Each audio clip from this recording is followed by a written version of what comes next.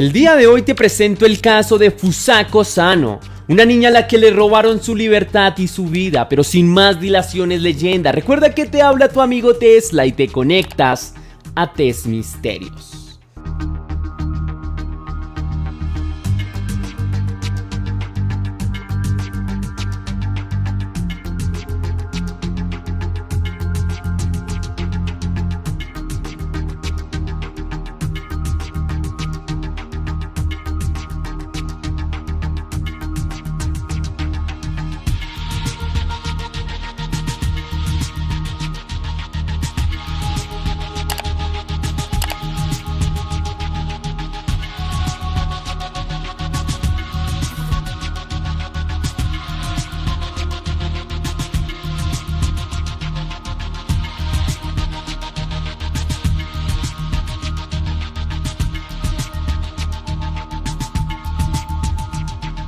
El 13 de noviembre de 1990, una niña de tan solo 9 años regresaba a casa después de su jornada académica y de asistir a un partido de béisbol escolar.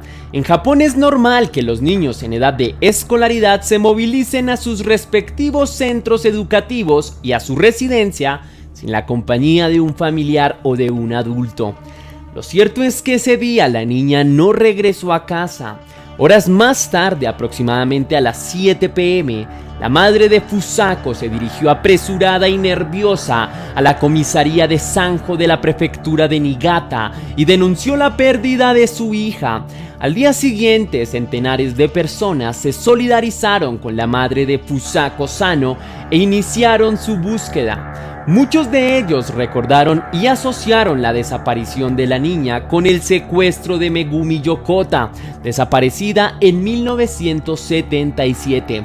Yokota fue secuestrada en el mismo lugar y en las mismas circunstancias mientras volvía a casa después de salir de la escuela. Megumi Yokota, de 13 años, fue una de las 17 víctimas de secuestros planeados y cometidos por el gobierno de Corea del Norte. Una trágica historia que la madre de Fusako Sano y toda la comunidad recordó con terror e indignación.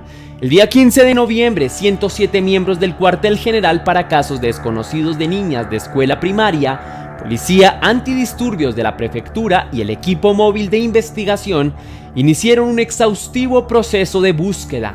Los investigadores registraron viviendas abandonadas y contenedores en los municipios circundantes. Además, la policía elaboró una lista de personas que tuvieran antecedentes de abuso y habitaran en la zona. Sin embargo, cuando interrogaron a los posibles sospechosos, todos tenían coartadas comprobables. También se distribuyeron volantes con la fotografía de Fusako Sano y datos de su desaparición. A pesar de que se recibieron muchas llamadas, ninguna resultó ser confiable. La única pista que tenían es que la niña se había perdido fuera de la carretera principal y que el secuestrador conocía muy bien la zona. La búsqueda se redujo a 80 personas y lamentablemente el 25 de diciembre se suspendió.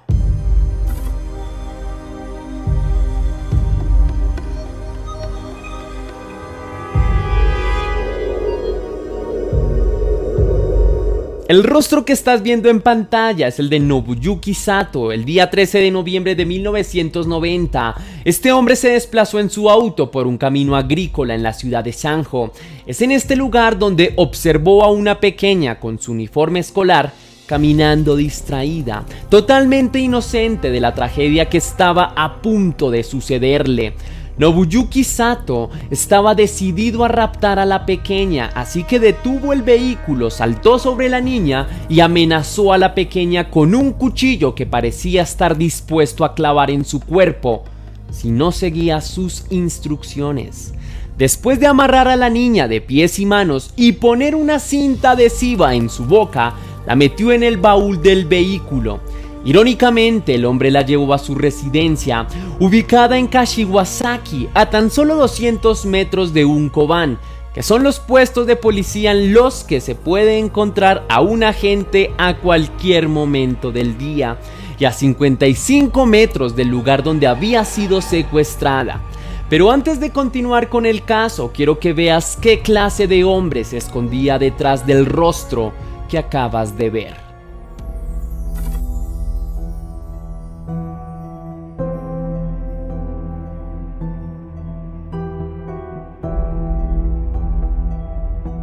Sato nació el 15 de julio de 1962 en la ciudad de Kashiwazaki, Japón. Su padre de 57 años era un hombre viudo con 5 hijos. Se había desempeñado como conductor y alcanzó su independencia económica cuando abrió una pequeña agencia de taxis. La madre de Nobuyuki trabajaba en una compañía de seguros y decidió casarse, aunque el hombre le doblaba la edad. 4 años más tarde nació el pequeño Nobuyuki, un niño amado y consentido. Sin embargo, con el pasar de los años, se convirtió en un adolescente con complejos y conflictos psicológicos. Al parecer, el chico fue objeto de burlas por parte de sus compañeritos por tener un padre tan mayor, y es que realmente parecía el abuelo, algo que el chico canalizó en ataques de ira contra sus progenitores, convirtiéndose en un adolescente rebelde e insolente. Al parecer, Nobuyuki heredó de su padre un trastorno llamado germofobia o misofobia, es decir, miedo intenso a las bacterias, suciedad, gérmenes o virus, ligado a trastorno obsesivo compulsivo. Cuando Sato cumplió 19 años, echó a su propio padre a la calle porque, según él, no tenía ninguna conexión emocional con este y lo consideró un estorbo. En este punto, la madre de Sato no realizó ninguna acción para impedir este abominable acto, pues la mujer le tenía miedo a su propio hijo. En una oportunidad, el joven quemó un altar budista y casi incendia la casa. Su madre logró que Sato fuera ingresado en un hospital para recibir ayuda. Después de un mes, fue dado de alta y su conducta empeoró. Sato consiguió un empleo en una fábrica de piezas de automóviles y su madre pensó que todo marcharía bien. Sin embargo, no pasó mucho tiempo para que Sato abandonara su empleo, jurando nunca más volver a trabajar por un incidente con una telaraña. Su fobia cada vez era más fuerte, hasta el punto que Sato no compartía el baño con su madre por temor a infectarse con los gérmenes. Entonces, hacía sus necesidades en bolsas plásticas que dejaba en el pasillo del segundo piso y luego sacaba al basurero fuera de su casa.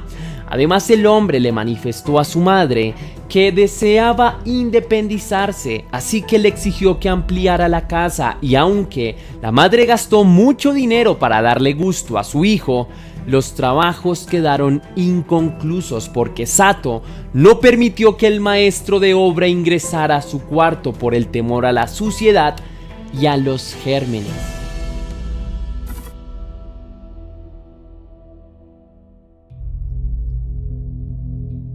El 13 de junio de 1989, Nobuyuki Sato fue arrestado y fue sentenciado a 1 año de sentencia de cárcel suspendida. Esto significa que un juez tiene la opción de suspender parte o la totalidad de la pena bajo libertad condicional.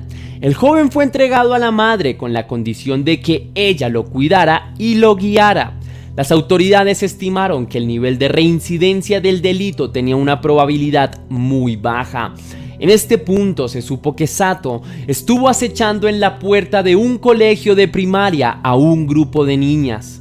Finalmente, intentó acercarse a una niña de 9 años, pero la pequeña comenzó a gritar y fue auxiliada por compañeros y un trabajador de la escuela. Cuando la policía llegó, Sato aseguró que se trataba de una broma. Fue arrestado por conducta indecente, aunque es posible que su pretensión fuera secuestrar a la niña. Lo cierto es que fue dejado en libertad para que 1 año más tarde cumpliera su cometido: secuestrar a la pequeña Fusako Sano. 2 meses después de este incidente, Sato recibió la noticia del fallecimiento de su padre. Lejos de sentir arrepentimiento, se sintió fortalecido para maltratar aún más a su progenitora.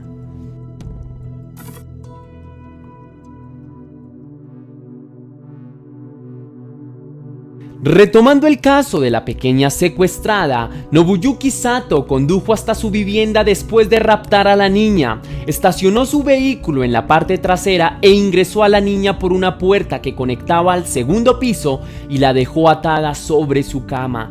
Luego movió el auto hacia la principal puerta de la casa e ingresó saludando a su madre con absoluta normalidad. En este punto, debo decir que Sato no tenía el más mínimo respeto por su madre, simplemente no quería ser cuestionado.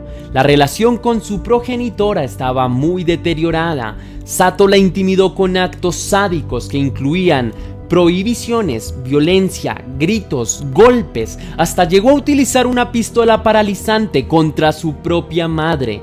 Entonces, ¿qué le esperaría a la pequeña Fusako en manos de su despiadado secuestrador?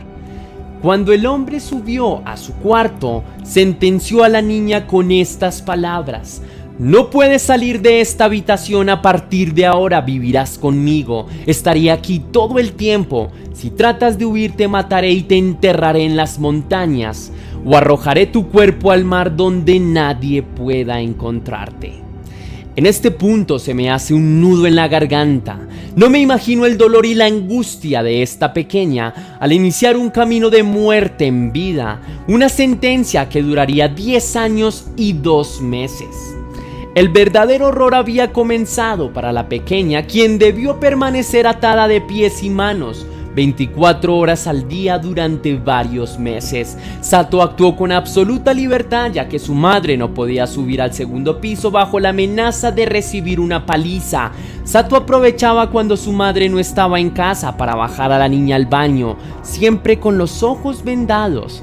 Además, se encargaba de cortar el cabello de la niña y le permitía ducharse una vez al año. Con el pasar del tiempo, el secuestrador dejaba el cuarto abierto y a la niña desatada, pero el comportamiento de Sato no se debía a un sentimiento de compasión o empatía hacia la niña. Simplemente, el hombre había ejercido tanta violencia física y psicológica sobre la pequeña que sabía que no intentaría escaparse. El hombre golpeaba a la niña hasta dejarla inconsciente. Además, sometía a la pequeña con su arma de electrochoque. El perturbado Nobuyuki Sato utilizó a la niña como saco de boxeo para practicar artes marciales y obligaba a la niña a morder una manta para soportar el dolor y reprimir sus gritos. Fusako Sano aceptó su destino y desarrolló un trastorno disociativo para desconectarse de sí misma y de sus recuerdos. La amnesia, la pérdida de sensibilidad y la despersonalización le ayudaron a sobrellevar los continuos maltratos y humillaciones. A medida que la niña de 9 años fue creciendo, Sato le daba su propia ropa que robaba en almacenes y algunos artículos de uso personal para Fusako. En cuanto al desarrollo físico de la niña, fue muy deficiente debido a la mala nutrición. Si bien es cierto que la alimentó 3 veces al día, el valor nutritivo de las sopas instantáneas era muy deficiente, aunque en pocas ocasiones la alimentó con la comida preparada por su madre. Durante sus últimos años de cautiverio, le permitió escuchar la radio y ver televisión para que grabara las carreras de caballos. Sato era un apostador empedernido de las carreras hípicas.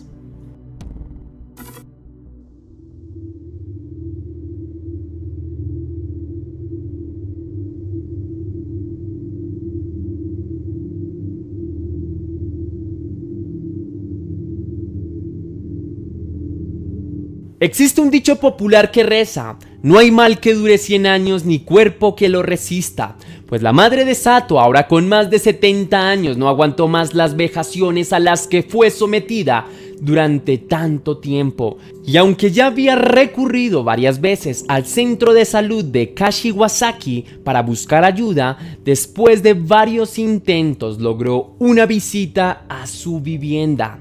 La madre denunció la agresividad de su hijo y los continuos golpes a los que fue sometida, los cuales se evidenciaron en su cuerpo y rostro.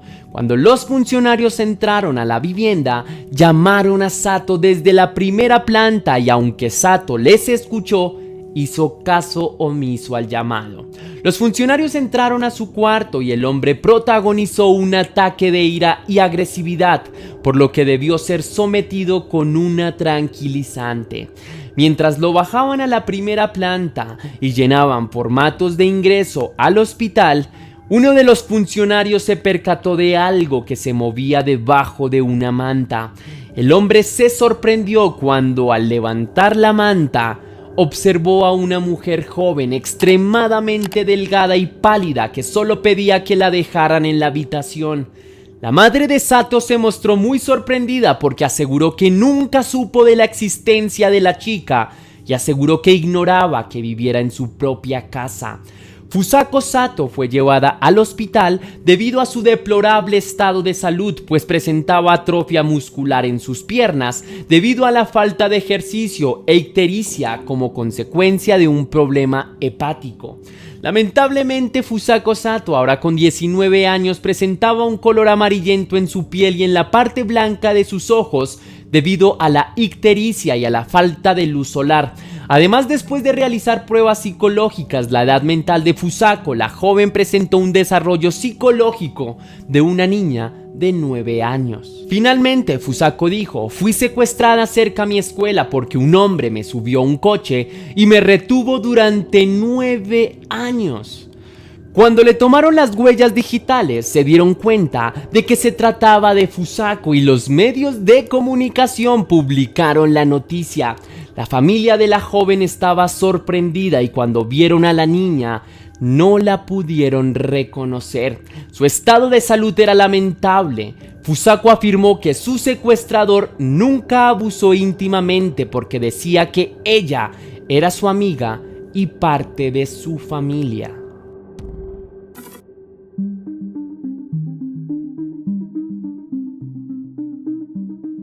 Después de que el 6 de septiembre del 2001 Nobuyuki Sato fuera declarado mentalmente apto para enfrentar los cargos, fue condenado a un máximo de 15 años en la prisión de Chiba. Fue liberado en 2015 y fue encontrado muerto en 2017.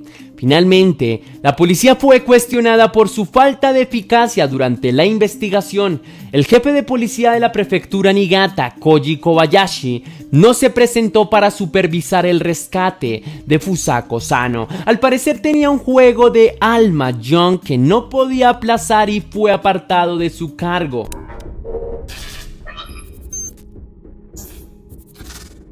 Y hoy verás uno de esos casos que consideraría de los más espantosos que he desarrollado en este canal. Así que, leyenda, sin más dilaciones, recuerda que te habla tu amigo Tesla y te conectas a Test Misterios.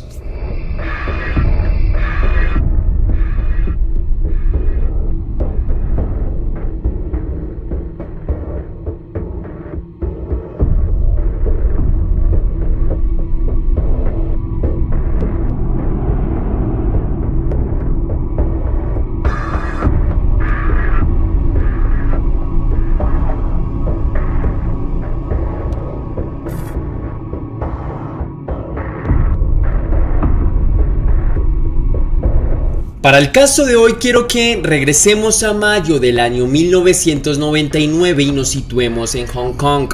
Una vez tengamos claro el contexto, procedo a presentarte a Funk, una chica de 13 años quien entró a una estación de policía bastante asustada y con voz cortante le dijo a la primera persona que se cruzó dentro de la estación que alguien la estaba persiguiendo y que sentía que su vida corría peligro. Sin embargo, los oficiales tenían ciertas sospechas sobre ella, luego de parecerles bastante espontáneo la confesión que ella estaba haciendo y además porque era muy niña. Ahora bien, los oficiales quedaron aún más desconcertados cuando decidieron preguntarle de quién estaba huyendo, a lo que la chica respondió de forma contundente que de un fantasma de una mujer joven que había sido asesinada y la estaba atormentando a ella. Además completó diciendo que si deseaban, ella los podía llevar al lugar donde ella fue asesinada. Los oficiales, un poco perplejos por la confesión de la chica, decidieron ir con ella al lugar que terminó siendo un complejo de apartamentos en Kowloon, un área muy diversa y popular en Hong Kong. Sin embargo, las autoridades no estaban preparadas para lo que encontrarían ahí adentro.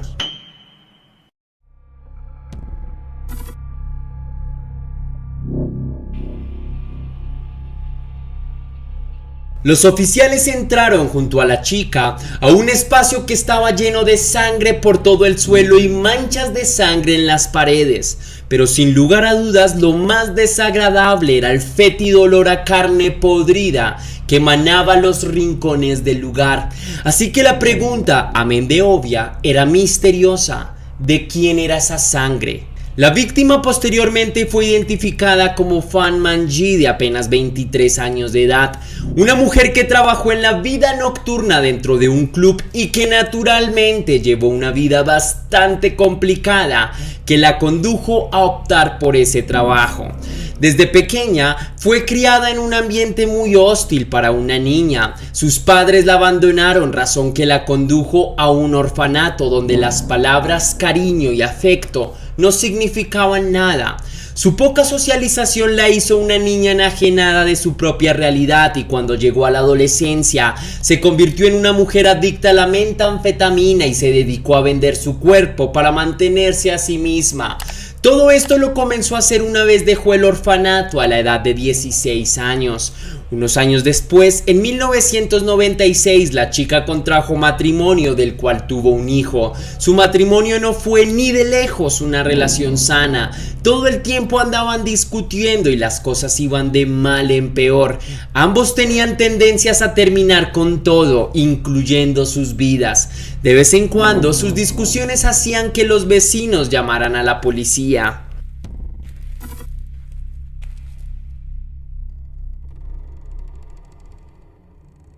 Al año siguiente, la mujer conoció a un hombre llamado Cham Man-lok, quien frecuentaba sus servicios íntimos. En un principio el intercambio era monetario, pero entre cita y cita la chica fue conociendo un poco más a su cliente y supo que este se relacionaba con poderosos traficantes, y fue cuando comenzó a intercambiar sus servicios por sustancias. Y pese a que Fan Man-ji era consciente del peligro que representaba interactuar con su cliente, ella decidió ignorar el riesgo y comenzó a ser más lanzada, llegando al punto de robarle su billetera en la que tenía guardado cerca de $20,000 de Hong Kong. Sin embargo, este se daría cuenta con rapidez y le terminó exigiendo no solo el dinero que le intentó hurtar, sino que además le pidió intereses que podrían calcularse en unos $10,000 adicionales. La mujer pudo regresar el dinero hurtado, pero por obvias razones no tuvo la opción de pagar dichos intereses, y esto es algo que no es muy bien aceptado en las reglas criminales, que era a fin de cuentas lo que este hombre representaba. Apenas Cham escuchó que la chica no tenía cómo devolverle el dinero, decidió extorsionarla y desde ese punto comenzó a administrar todo el dinero que la chica ganaba en sus turnos íntimos con otros clientes. Sin embargo, como puedes intuir, este solo sería el inicio de un verdadero calvario para la chica, porque intentó robar a la persona equivocada. Ahora bien, regresemos un poco al comienzo. ¿Recuerdas el apartamento al que la niña llevó a la policía y en donde encontraron las manchas de sangre? Pues bien, ese lugar era propiedad de Cham y ese era el sitio predilecto para que este hombre junto a sus secuaces cometieran sus más oscuras fechorías. Y digo esto con bastante énfasis porque allí sucedió uno de los crímenes que más me ha dejado sin aliento. Así que considero necesario hacer esta pequeña advertencia.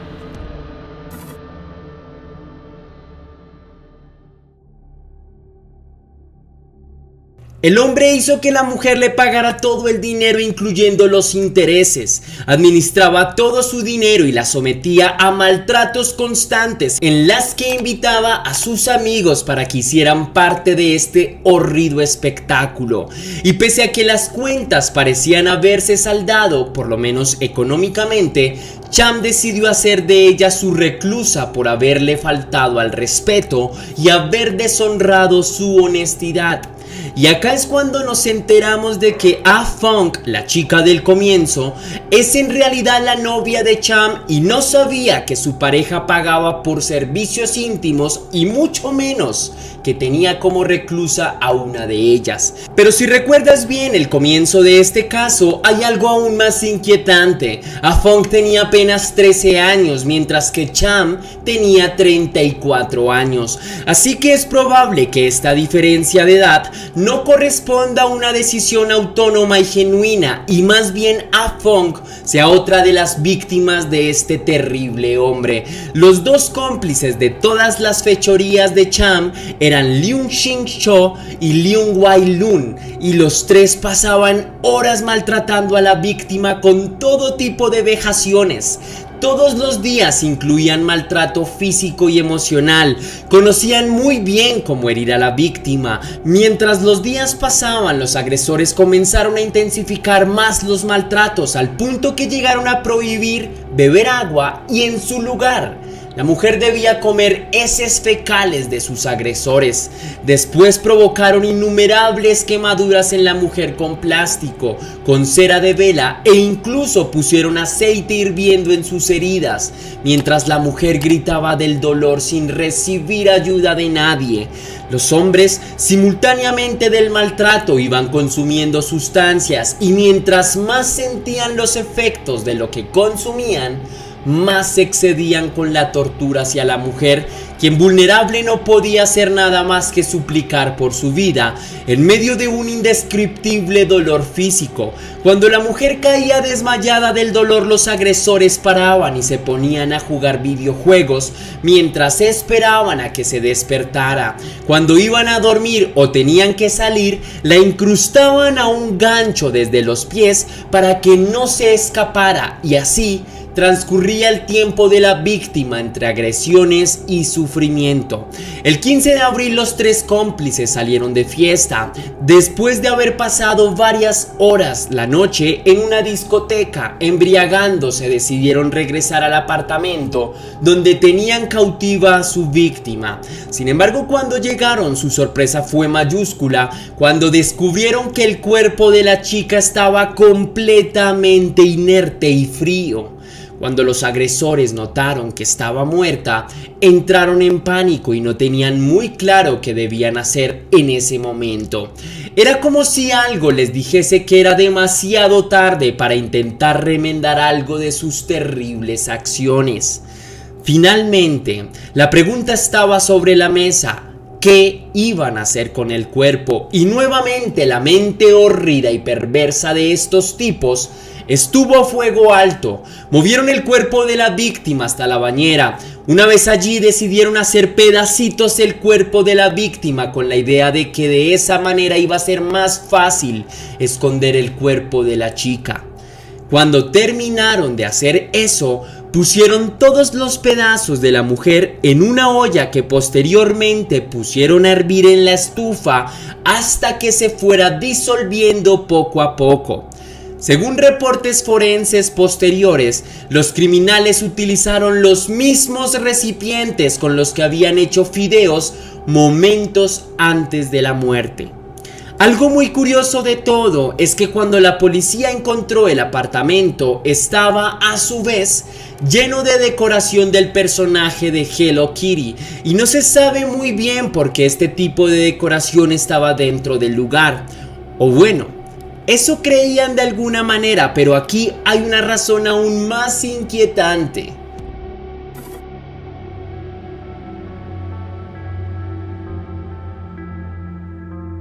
El torso y las piernas de la víctima fueron puestos a hervir a fuego alto hasta que toda la piel y el músculo se desprendiera por completo del hueso. Y una vez la cabeza estaba hecha puro cráneo, decidieron poner ese cráneo dentro de una muñeca de Hello Kitty y lo cosieron a la felpa del muñeco. Más adelante, el grupo de acusados diría que de hecho la víctima trabajaba con ellos y para ellos de forma voluntaria, y nunca se le obligó a hacer alguna cosa en contra de su voluntad. Según ellos, el cargo de la joven era de seguridad y que en la noche de los hechos sufrió una sobredosis que terminó con su vida mientras ellos estaban afuera en las discotecas. Finalmente, los hombres fueron arrestados gracias a la denuncia que hizo la niña A Fong cuando se dirigió a la estación policial diciendo que el fantasma de una mujer la perseguía. Asimismo, durante la escena del crimen, las autoridades recuperaron órganos de la víctima, un diente y, como les dije anteriormente, el cráneo de la víctima que estaba cosido a Hello Kitty. Lamentablemente, porque encontraron tan pocos restos de la mujer, para los investigadores fue imposible determinar con exactitud cuál fue la causa de la muerte de la víctima. Por esta razón fue que el jurado encargado del caso determinó que Cham y sus dos cómplices eran culpables de homicidio involuntario y encarcelamiento ilegal. De hecho, debido a la falta de restos, el jurado no pudo culpabilizar a los hombres de haber torturado a la mujer hasta su último día. Aún así, los tres acusados del caso fueron condenados a cadena perpetua sin posibilidad de libertad condicional en los primeros 20 años de condena. Algo que llamó bastante la atención del caso es que ninguno de los acusados se mostró arrepentido durante la audiencia. De hecho, se notaban bastante tranquilos pese a la gravedad del crimen. El examen psiquiátrico que se les practicó reveló que los tres tenían psicopatía y que probablemente siempre serán un peligro para las demás personas. Algo de no creer es que dentro de los delitos imputados no se hizo mención específica a la tortura y el desmembramiento. Tampoco durante el juicio se hizo mención alguna sobre la relación de uno de los implicados con una mujer de 13 años, quien se presume que también era víctima del hombre. Lo más desgarrador es que la mujer asesinada tenía un esposo, quien tuvo que afrontar la horrible pérdida de su esposa en manos de tres despiadados que pasarán el resto de sus vidas en la cárcel. El complejo de apartamentos donde sucedieron los hechos fue demolido en el año 2012 después de que un inversionista haya adquirido el lote y haya tomado esa decisión. Y antes de su destrucción, muchos de quienes vivían ahí aseguraban que sentían la actividad paranormal de la chica que murió en esas horribles circunstancias.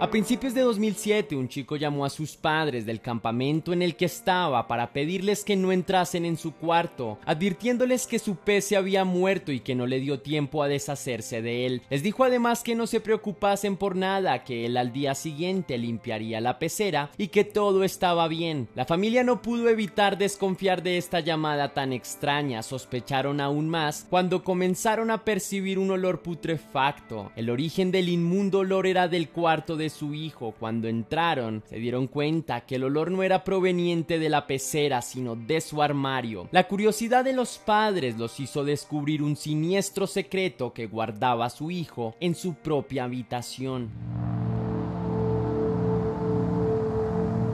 En el distrito de Shibuya, ubicado en Japón, vivía una familia muy próspera, los Mutu. Era una familia compuesta por un matrimonio, el cual había tenido 3 hijos que destacaban en gran parte por su inteligencia. Desde una edad muy temprana superaban todos los estándares de la cultura nipona. No había asignatura que no pudieran aprobar. Eran tan aptos en todos los sentidos que obtuvieron bonos. Los 3 siempre fueron chicos que sacaban buenas notas dadas las grandes exigencias por parte de sus padres, dado que querían mantener una buena reputación e imagen en la familia. Querían además que sus hijos fueran un reflejo de excelencia. algo que es muy común en las generaciones de la familia Muto. La odontología era algo que pasa de generación en generación en la familia. Los abuelos de los 3 hermanos originalmente eran quienes llevaban a cargo una clínica en la ciudad de Shibuya. Sus padres la heredaron, se forjaron como dentistas y así fue como ellos inculcaron en sus hijos esa misma tradición familiar con la intención de que en un futuro se pudiese ampliar el negocio. Los padres además invertían mucho en bienes raíces, compraban propiedades, las reformaban y luego las vendían, siendo esa su mayor fuente de ingresos. Los Muto eran considerados una familia de un alto nivel socioeconómico, por lo que la exigencia a sus hijos llegaba al punto de no aceptar menos que la perfección. Es aquí que los padres pondrían énfasis en los estándares más altos posibles, sin imaginarse que pronto esto tendría consecuencias desastrosas. El hermano mayor de los 3, Yuki Muto, fue el más prometedor para ser el heredero perfecto y sus padres estaban muy orgullosos de él. En el 2006 comenzó su formación para ser dentista, sus notas eran las mejores de la facultad. Sin embargo, sus hermanos nunca fueron ni la sombra de lo que él era. Sus notas eran muy inferiores a lo que los padres esperaban como mínimo de ellos. A pesar de que ellos luchaban y peleaban por cumplir con los estándares, por más que se esforzaron, nunca hicieron sentir orgullosos a sus padres. Sus notas siempre eran bajas, nunca subían. A punta de refuerzos y de un cambio de colegio por idea de los padres, fue que ambos lograron salir de milagro de la secundaria, pero aún con este esfuerzo, sus notas nunca los hicieron capaces de entrar a la universidad. Su rendimiento luego de la secundaria fue tan bajo que no pudieron mínimo apuntarse al examen de acceso, lo cual causa una gran vergüenza y deshonra para la familia, pues para este punto es claro que ellos evalúan la calidad de una persona a través de algo tan intangible como una calificación, descuidando que a veces importa más la calidad del ser humano que los números calificativos muy propios de entornos educativos y competitivos. La hermana menor de ellos, Asumi Muto, nació el 13 de junio de 1986. A pesar de que era alguien dedicada a sus estudios, lo que ella realmente quería era continuar con el negocio de sus padres de la compra y venta de bienes raíces. Aunque tenía sus propias ideas, tenía un gran deseo por continuar en este entorno tradicional, pero pronto surgió un sueño dentro de ella. Asumi descubriría una pasión por la actuación. Ella sabía que sus padres nunca lo aceptarían, por lo que decidió que ocultaría su pasión y dedicación por la actuación como un secreto ante su familia. Pudo salir de la secundaria con buenas notas, suficientes para estudiar programación. Al momento de cumplir 18 años no lo pensó 2 veces, armó sus maletas y se fue de la casa. Sus padres nunca entendieron el por qué se fue sin decir a dónde, por qué o con quién.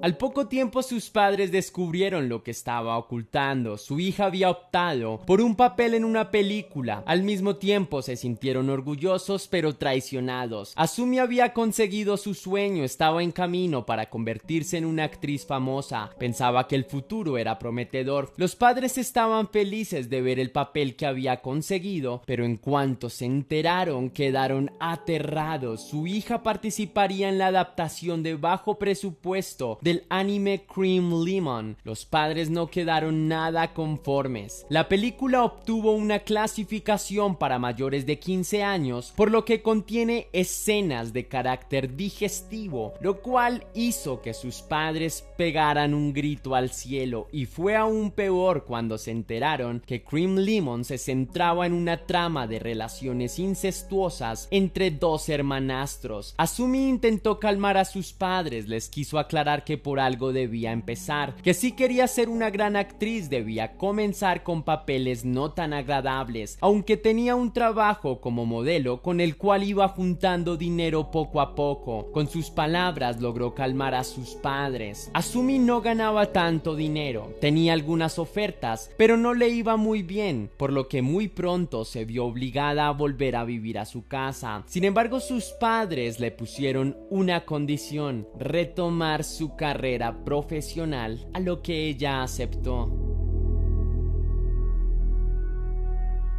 Su hermano mayor no era el más emocionado de todos. se encontraba confundido. No entendía por qué a su hermana se le perdonaba todo lo que había hecho. Sin embargo, a él se le machacaba para que trabajara y fuera el orgullo de la familia. No respetaba su idea de no seguir la tradición. A pesar de esto, Azumi tenía un deseo de competir con su hermano mayor por ser la mejor odontóloga de la familia. Azumi sabía que no podía competir con su hermano, dado que él lo hacía con mucha pasión. Ser odontólogo era su vocación, por lo que ella cambió de carrera rápidamente con la intención de reforzar la relación con sus padres. Hacía esto para ganarse el afecto de sus papás. Esto no le trajo sino problemas a Yuki, mientras que si él cometía algún error, se le denominaba como inútil y en cambio Azumi podía hacer lo que quiera. Lo que más le enfurecía a Yuki es que aunque su hermana se escapó a los 18 años y su mente parecía más una deshonra, su inteligencia le hacía sacar buenas notas. Ella siempre era premiada, pero él siempre era castigado. Su envidia pronto se convirtió en odio. Yuki no le dirigía la palabra, buscaba la manera de meterla en problemas para que sus padres se enfadaran con ella. De esta forma nunca la vio como una hermana, sino como un trozo de carne despreciable.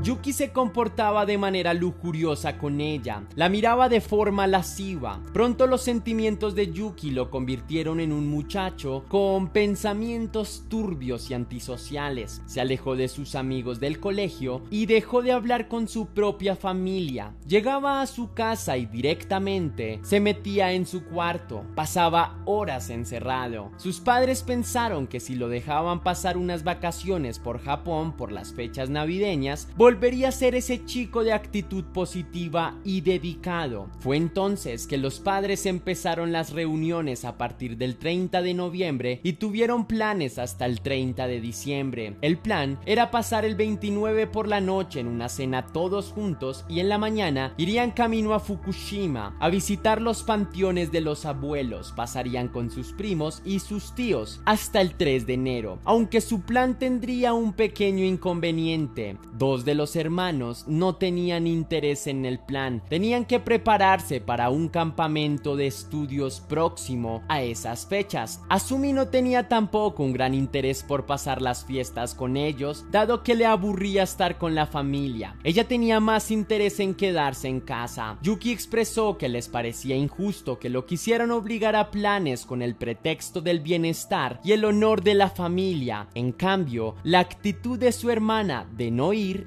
era por perezosa, diciendo que Azumi no valía la pena. Sin embargo, ese argumento solo enfadó más a su madre y tras dejarlo con la palabra en la boca, la mujer se fue a dormir. Los padres salieron y Yuki aún estaba encerrado en su cuarto. Azumi se sentía culpable y no quería dejar pasar este suceso. Sin más, se dirigió al cuarto de su hermano para aclarar la situación.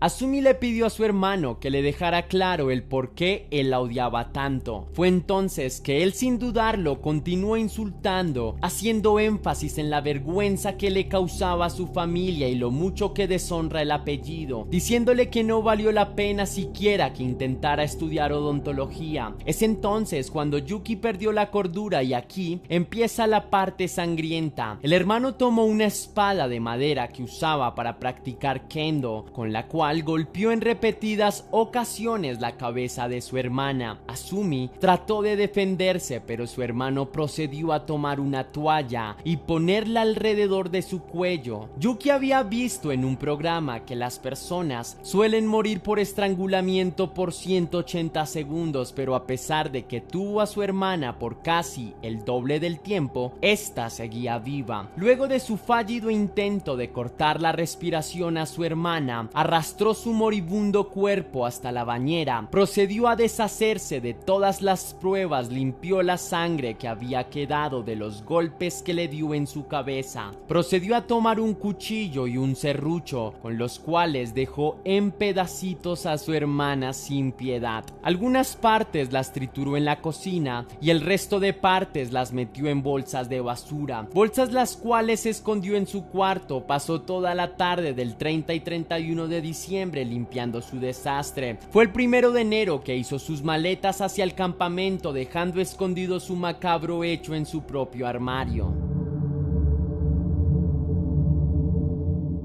La familia Muto regresaba a casa desde Fukushima. Ya hasta había olvidado la fuerte discusión que tuvieron con sus hijos previo a su viaje. En cuanto llegaron a la casa, su hermano les llamó y les dijo que por ningún motivo entraran a su cuarto, dado que su pez murió, y dejó la pecera sobre su escritorio. Agregó que por falta de tiempo no pudo hacer aseo, pero recalcó que no era necesario que entraran a limpiar, que él lo haría en cuanto regresara. Las alarmas se encendieron cuando el olor llegaba hasta el comedor. El olor era fatal, por más que abrían las puertas, el olor no desaparecía. Su padre decidió hacer caso omiso a lo que su hijo dijo, entró a la habitación y el olor lo llevó hasta su armario. Allí encontró las bolsas de basura. Al tomarlas se dio cuenta que contenían algo extraño. Al abrir las bolsas descubrió los restos humanos de Azumi, por lo que llamó inmediatamente a la policía. A las pocas horas se señaló como el autor del asesinato a Yuki. Mantuvieron en secreto esto hasta que el día en el que Yuki regresó a casa. El 4 de enero, varios agentes lo esperaban en su residencia para arrestarlo.